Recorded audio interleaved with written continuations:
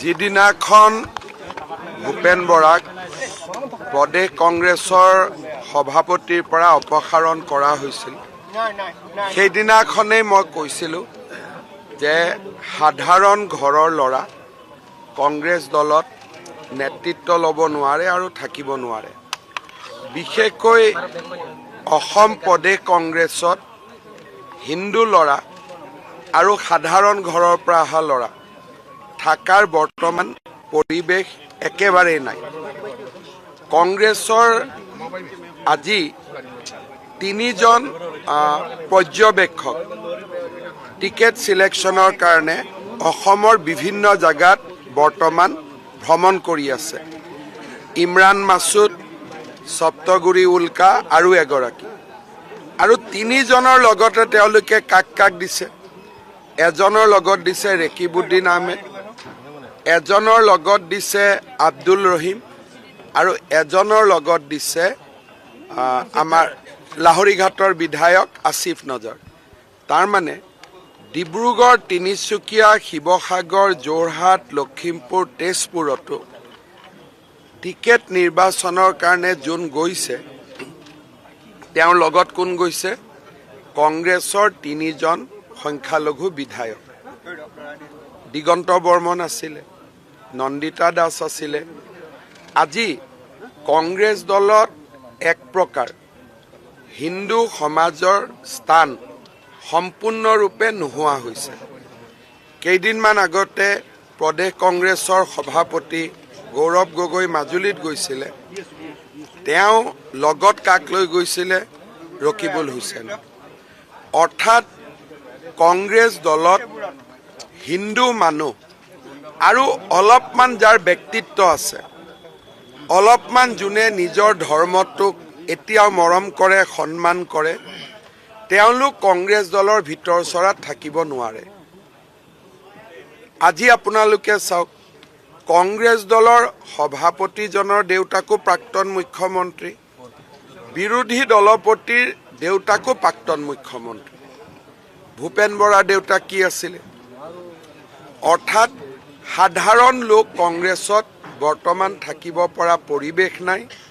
হয় দেউতাক মন্ত্ৰী থাকিব লাগিব, মুখ্যমন্ত্ৰী থাকিব লাগিব, নহ'লে আপোনাৰ ধৰ্ম সংখ্যালঘু সম্প্ৰদায়ৰ পৰা হ'ব লাগিব। ভূপেন বৰাৰ ৰেজিগনেশ্যন লৈ মই আচৰিত নহয়। মই আগতেই জানিছিলোঁ যে এটা দিন আহিব ভূপেন বৰাই পদত্যাগ কৰিবই লাগিব। আৰু মই আজিও আপোনালোকক কৈ দিছোঁ, 2029 চনৰ লোকসভা ইলেকশ্যনৰ আগতে প্ৰদ্যুৎ বৰদলৈও কংগ্ৰেছ দল ত্যাগ কৰিব। যেতিয়া মই আপোনালোকক কৈছিলোঁ 26ৰ বিধানসভাৰ আগতে ভূপেন বৰাই দল ত্যাগ কৰিব, মোক বিশ্বাস আপোনালোকে কৰিব টান পাইছিলে। আৰু আজি মই দ্বিতীয় ভৱিষ্যতবাণী কৰিছোঁ, 2029 চনৰ লোকসভা নিৰ্বাচনৰ প্ৰাক মুহূৰ্তত প্ৰদ্যুৎ বৰদলৈও কংগ্ৰেছ দল ত্যাগ কৰিব। অহাকালি গধূলি মই কোনোবা এটা সময়ত ভূপেন বৰাৰ ঘৰলৈকে যাম। দুখৰ সময়ত, কাৰণ 22-23 বছৰ মোৰ মনত আছে ভূপেন বৰা আৰু মই প্ৰায় একে সময়তে এদিনৰ আগপিছ হ'ব কংগ্ৰেছ দলত যোগদান কৰিছিলোঁ। মই কটন কলেজৰ জেনেৰেল ছেক্ৰেটাৰী আছিল, তেওঁ ডিব্ৰুগড় ইউনিভাৰ্চিটিৰ জেনেৰেল ছেক্ৰেটাৰী আছিল। মই 22 বছৰত এৰিলোঁ, তেওঁ অলপ দিন আৰু লাষ্টিং কৰিলে। কালি মই গধূলি তেওঁৰ ঘৰত যাম আৰু ভৱিষ্যত ৰাজনীতিত তেওঁ মনত কি ভাবিছে বা কি কৰিব খুজিছে মই খবৰ ল'ম। বৰ্তমানলৈকে বিজেপি দলৰ লগত তেওঁ কোনো যোগাযোগ কৰা নাই। হয়তো কিছুমানে পদত্যাগ কৰাৰ পিছত অলপ স্পেচো ৰাখি থৈ দিয়ে। বৰ্তমানলৈকে মোৰ লগত প্ৰত্যক্ষ পৰোক্ষভাৱে যোগাযোগ নাই। কিন্তু মই যাৰ থ্ৰুদি খবৰ দিব পাৰোঁ মই খবৰ দিছোঁ যে অহাকালি গধূলি তেওঁৰ ঘৰত মই এপাক যাম বুলি।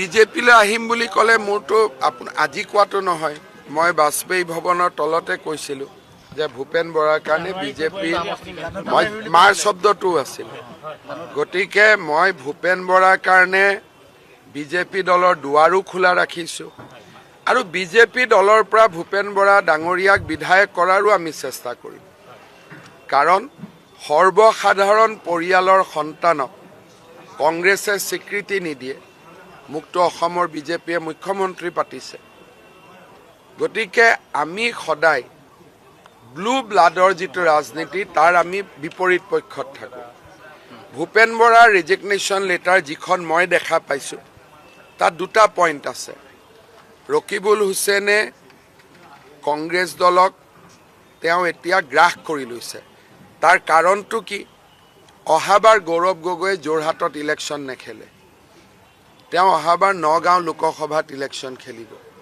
গতিকে ৰকিবুল হুছেইনক লাগিব সেইকাৰণে যোৱা কেইদিনমানৰ পৰা আপোনালোকে দেখিব যে গৌৰৱ গগৈ গড় হত্যা 13 দিনত হোৱা গুৰুতৰ অভিযোগ থকাৰ পিছতো সত্ৰনগৰী মাজুলীলৈ ৰকিবুল হুছেইনক লৈ গৈছে কংগ্ৰেছ দল বৰ্তমান ৰকিবুল হুছেইন আৰু একাংশ সংখ্যালঘু নেতাৰ উঠা বহা কৰে আৰু মই আপোনালোকক গ্যাৰেণ্টি দি কওঁ মোৰ কথা আপোনালোকে আজি লিখি ৰাখক উইদিন 5 years কংগ্ৰেছ দলৰ অফিচৰ ভিতৰতে আজান হ'ব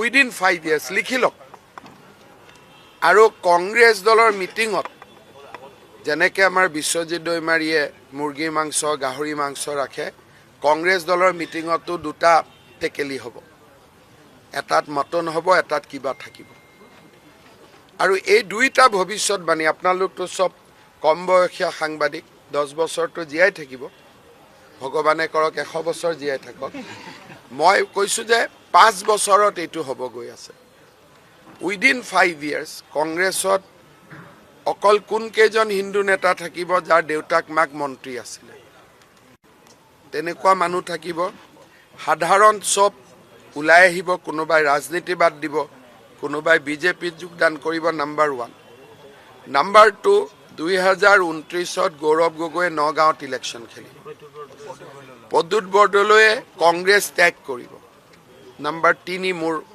আপোনালোকে ভৱিষ্যতবাণী শুনিব আৰু ভূপেন বৰাৰ প্ৰতি মোৰ সহমৰ্মিতা আছে আৰু ভূপেন বৰা অলপ আধ্যাত্মিক মানুহ গতিকে ভূপেন বৰাই যদি বিজেপিত যোগদান কৰিব খোজে আমি আদৰণি জনাম আৰু যদি যোগদান কৰিব নোখোজেও তেওঁক আমি শুভেচ্ছা জনাম স্যাৰ তিনিজন আজি ভূপেন বৰাৰ বিৰুদ্ধে কেছ কৰিছিলে বসন্ত দাস কমলেশ্বদেৱ আৰু শশীকান্ত দাস তেওঁলোকৰ আমি ৰাজ্যসভাৰ ইলেকশ্যন আছে ভোট তিনিটাটো আমাক লাগিব গতিকে আমি আমাৰ লগত যি সম্পৰ্ক আছে সোণাইৰ বিধায়কে হওক বসন্ত দাসে হওক কমলাক্ষ হওক শশীকান্ত হওক তেওঁলোকে যদি পদত্যাগ কৰিব বহুদিন আগৰ পৰাই আগ্ৰহ কৰি আছে আমি কৈছোঁ এতিয়া পদত্যাগ কৰিব নালাগে ৰাজ্যসভাৰ ইলেকশ্যন আছে 3টা সিট আছে অসমৰ কাৰণে গুৰুত্বপূৰ্ণ অলপ অপেক্ষা কৰক ভূপেন বৰাৰ বিৰুদ্ধে ৰেজিষ্টাৰ কৰিছিলে মহিলাক অশালীন ব্যৱহাৰ কেছটো চলি থাকিব কেছ কেনেকৈ শেষ হ'ব এইটো য'ত কিবা গোচৰ আছে বিজেপিত জইন কৰিলেতো আৰু বা কংগ্ৰেছৰ পৰা ৰিজাইন দিলেতো গোচৰ নোহোৱা নহয় গতিকে যিখিনি তেওঁৰ ওপৰত মহিলা আয়োগৰ নটিচ আছে তেওঁ তাৰ উত্তৰ দিব লাগিব সেইটোৰ লগত ইয়াৰ কোনো সম্পৰ্ক নাই কিন্তু সিদিনাখনো ঘটনাটো কি তেওঁ যিটো ভংগীমা কৰিছিলে তাৰ মিনিংটো আছিলে যে গৌৰৱ গগৈয়ে মোক বাহ দি আছে গতিকে এই কথাখিনি তেওঁ নিজৰ ভংগীমাটো কি ভংগীমা দিছিলে তেওঁ বিৱৰণীটো দিলেই হৈ গ'ল কাৰণ ভিডিঅ'টোতো আছেই অডিঅ'টো আছেই ভিডিঅ'টো তেওঁ বৰ্ণনা কৰিলেই হ'ব আৰু অসমীয়াত আমি বাহ দিয়া শব্দটো আমি পাতো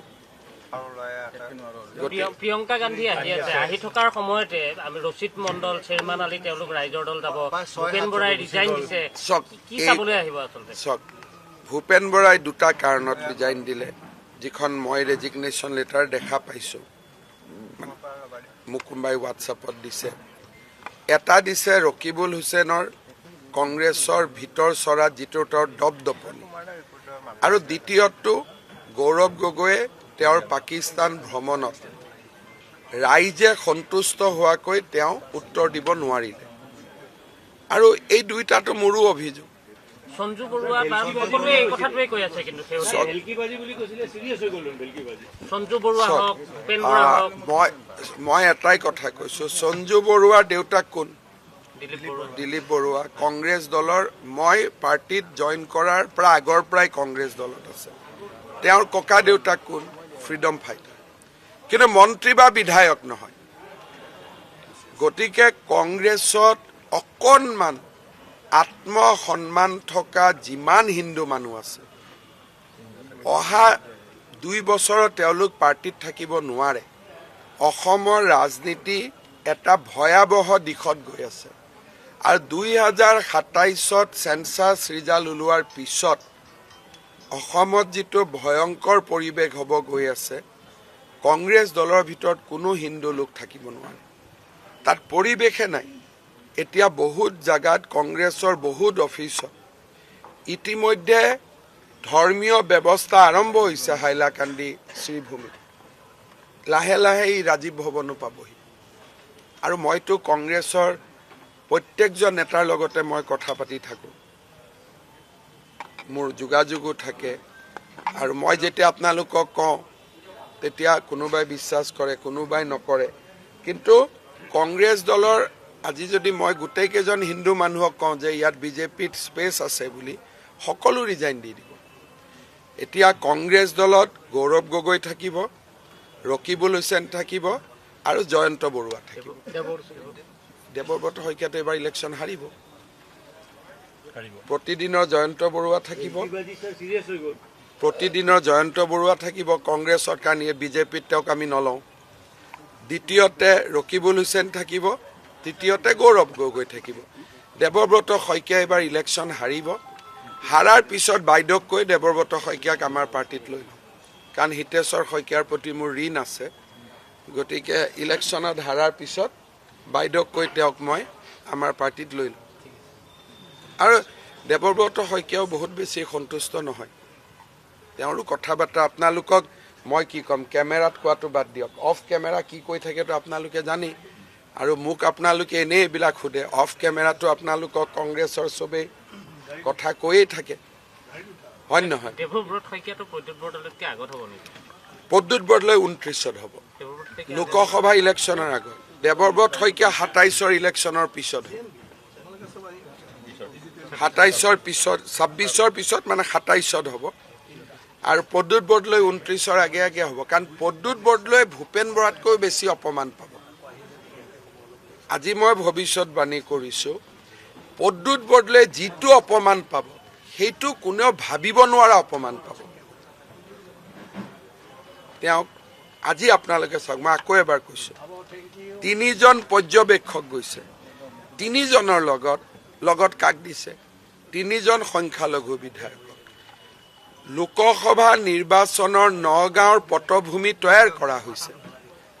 গৌৰৱ গগৈয়ে ভাবে যে 29ত দিল্লীত কংগ্ৰেছৰ চৰকাৰ আহিব, তেওঁ দিল্লীত মন্ত্ৰী হ'ব, তাৰ পিছত তেওঁ 31ত অসমত ইলেকশ্যন খেলিব। তেওঁৰ 26ৰ ইলেকশ্যনক লৈ তেওঁ কোনো প্লেনিং নাই। তেওঁৰ গোটেই প্লেনিংটো হ'ল 29ৰ ইলেকশ্যন, আৰু যোৰহাটত 29ত তেওঁ জিকিবই নোৱাৰে। সমষ্টিও পৰিৱৰ্তন হ'ব, ডিলিমিটেশ্যন হ'ব, 30% মহিলাৰ চিট হ'ব। যোৰহাটৰ কি ছেভ হয় কোনেও নাজানে। গতিকে তেওঁ নগাঁও মৰিগাঁও জিলাৰ যিটো মুছলিম কনষ্টিটুৱেঞ্চি হ'ব, গৌৰৱ গগৈয়ে তাত MP খেলিব। সেইকাৰণে ৰকিবুল হুছেইনক সন্তুষ্ট কৰিবৰ কাৰণে তেওঁ ল'ৰাকো এবাৰ টিকট দিব, ৰকিবুল হুছেইনকো টিকট দিব। লাহে লাহে পাৰ্টিৰ সৰ্বময় কৰ্তৃত্ব ৰকিবুল হুছেইনৰ ওচৰত যাব। প্ৰদ্যুৎ বৰদলৈ আৰু ৰকিবুল হুছেইনৰ সংঘাত মইতো ক'ব নালাগে। প্ৰদ্যুৎ বৰদলৈ পাৰ্টিত এলাগী হৈ যাব কমপ্লিট, আৰু 29ৰ আগত তেওঁ বিজেপিত যোগদান কৰিব। দেৱব্ৰত শইকীয়া যেতিয়ালৈকে MLA থাকে তেওঁ যোগদান কৰিব নোৱাৰে। আফটাৰ অল দেউতাক মুখ্যমন্ত্ৰী আছিল। এবাৰ হাৰাৰ পিছত তেওঁ যোগদানৰ ৰাস্তাটো প্ৰশস্ত হ'ব। আৰু বাকী সঞ্জু বৰুৱা বা এনেকুৱা যি ভাল ভাল কংগ্ৰেছত চোকা ল'ৰাকেইটা আছে এতিয়াও চবটো মোৰ লগত যোগাযোগত থাকে, এটা এটাকৈ মাতি আনিম।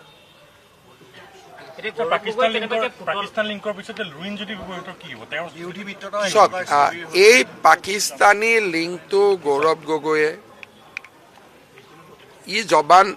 ইয়াৰ বিচাৰ হ'বই। কিবা এটা মোৰ বিৰুদ্ধে জুবিনাইল কোৰ্টত কেছ দিয়া কথা আছিল, দিলে নেকি এতিয়ালৈকে? মইতো বিচাৰি আছোঁ কোনোবা এটা কোৰ্টত তেওঁক যাওক। আপোনালোকক যিখিনি ৰাষ্ট্ৰীয় নিৰাপত্তাৰ খাতিৰত মই যি দিলোঁ তাৰপিছত আৰু এটা অধ্যায় আছে। গৌৰৱ গগৈৰ পাকিস্তানৰ ওপৰত মই যিখিনি ক'লোঁ তাৰ ছেকেণ্ড কিতাপ এখনো আছে, কিন্তু সেইখন মই উলিয়াব নোৱাৰোঁ বিকজ মোৰ অফিচ অফ চিক্ৰেচিৰ এটা ওথ আছে। গৌৰৱ গগৈ 10 দিন পাকিস্তানত থকা আৰু তেওঁ কি কৰিছিল তাৰ কিছু ভিডিঅ'ও আমাৰ আছে। চেপ্টাৰটো ইয়াত শেষ হৈ যোৱা নাই, আৰু কিবা কিবি আমাৰ লগত আছে, কিন্তু সেইখিনি মই উলিয়াব নোৱাৰোঁ কাৰণ ওথ অফ চিক্ৰেচি বুলি কথা এটা আছে। সেইখিনি NIA বা CBI পাব আমাৰ পৰা। গতিকে বহুত ঘটনা হ'বলৈ আৰু বাকী আছে। 29লৈকে কংগ্ৰেছত মই আপোনালোকক কমিটমেণ্ট দিব পাৰোঁ, 29লৈকে কংগ্ৰেছত কোনো হিন্দু মানুহ নাথাকে। অকল যাৰ ভূমিধৰ বৰ্মনৰ ল'ৰা দিগন্ত বৰ্মন থাকিব লাগিব, এনেকৈ যিকেইজন উপায় নাই আৰু তেওঁলোকৰ সমষ্টিও মাইনৰিটি, সেইকেইজন বাদ দি কোনো নাথাকে। এইটো বহুত ভয়াৱহ এটা ট্ৰেপ হৈছে। নহ'লে মোক কওক, শিৱসাগৰ ডিব্ৰুগড়ৰ টিকেট চিলেকশ্যনত ৰেকিবুদ্দিন আহমেদ, আসিফ নজৰ, আব্দুল ৰহিমক পঠায় নেকি? তাৰমানে আৰু এই তিনিজনেই ৰকিবুল হুছেইনৰ মানুহ। বহুতে কয় এইবিলাক মোৰ লগত সম্পৰ্ক আছে, এইবিলাক চব ৰকিবুল হুছেইনৰ। মই বেয়া শব্দ ব্যৱহাৰ নকৰোঁ, কিন্তু হীৰেণ গোহাঁয়েও চামচা শব্দটো লিখে কিতাপত। গতিকে সেই শব্দটো একেবাৰে অগণতান্ত্ৰিক বুলি ক'ব নোৱাৰে, কাৰণ হীৰেণ গোহাঁয়েও লিখে। চব ৰকিবুল হুছেইনৰ মানুহবিলাকক লঞ্চ কৰি দিছে।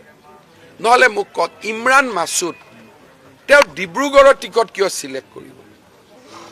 ইমৰান মাছুদ যদি মই কংগ্ৰেছ থকা দিনত আহিলেহেঁতেন তেওঁ ধুবুৰীত গ'লহেঁতেন। হিন্দু কেইজনক পঠাইছে ধুবুৰী গোৱালপাৰাত, আৰু সংখ্যালঘুৰ MP জনক পঠাইছে ডিব্ৰুগড়, তিনিচুকীয়া, লখিমপুৰ, তেজপুৰ, বিশ্বনাথ। লগত কাক পঠাইছে? ৰেকিবুদ্দিন আহমেদ। এজনৰ লগত পঠাইছে আসিফ নজৰ, আৰু এজনৰ লগত পঠাইছে আব্দুল ৰহিম। আসিফ নজৰেতো ভাত পানীও বনাই দিয়ে আজিকালি, সেইটোও খবৰ কৰিব, কাৰণ ঘৰৰ ড্ৰাইভাৰ কেইটা চেঞ্জ হৈছে খবৰ ৰাখিব। গৌৰৱ গগৈৰ গাড়ীৰ ড্ৰাইভাৰ প্ৰত্যেক মাহত সলনি হয়।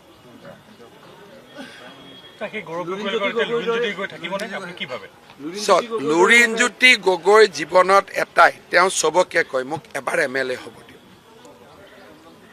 আৰু লুৰিণজ্যোতি গগৈ এটা, তেওঁৰ বহুত কিবা কিবি আছে, তেওঁৰ মানসিকভাৱে তেওঁ বহুত আবৃতো নহয়। তেওঁ মাত্ৰ এটাই বিচাৰে যে যেনে তেনে এবাৰ মই MLA হ'ব লাগে। সেইকাৰণে তেওঁ কংগ্ৰেছৰ ওচৰত আত্মসমৰ্পণ কৰি থৈছে। আৰু অখিল গগৈটো একো নাই, তেওঁতো চুমা বাবা বুলি কৈ থাকে শিৱসাগৰৰ মানুহে, গতিকে তেওঁৰ কথা মই একো নকওঁ। হ'ব, কালি মই এবাৰ ভূপেন বৰাৰ ঘৰত যাম, খবৰ ল'ব।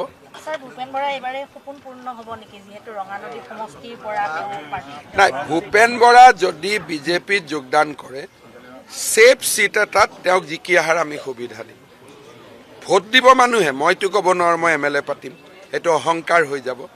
কিন্তু বিজেপিৰ কাৰণে ছেফ চিট এটা, য'ত ইউজুৱেলি বিজেপি জিকে, জালুকবাৰী হ'ল, নলবাৰী হ'ল, চেণ্ট্ৰেল গুৱাহাটী হ'ল, দিছপুৰ হ'ল, এটা ভাল চিট আমি ভূপেন বৰাক দিম।